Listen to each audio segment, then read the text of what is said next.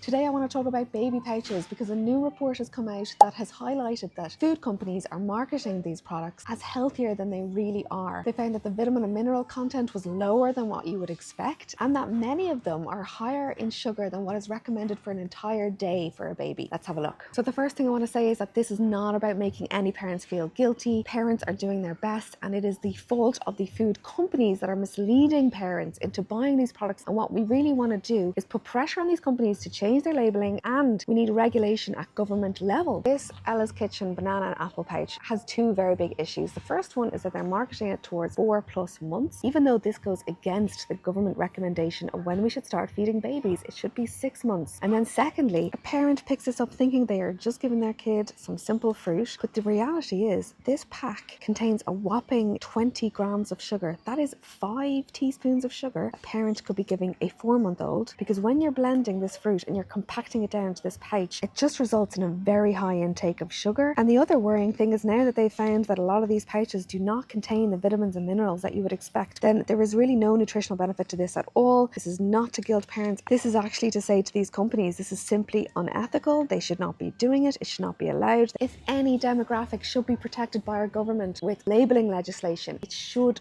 be babies. Even things like this that Heinz are saying, as nutritionally good as homemade, it's just not the case, Heinz, and they should not be allowed to write that on that pack. And lastly, just to say, it's not that we can never give a baby a pouch, of course, it's just we should not be over-reliant on these as meals every day. And also just look at those ingredients lists. Some are much lower in sugar than the ones I've just pointed out. And again, it's all about awareness and putting pressure on these companies.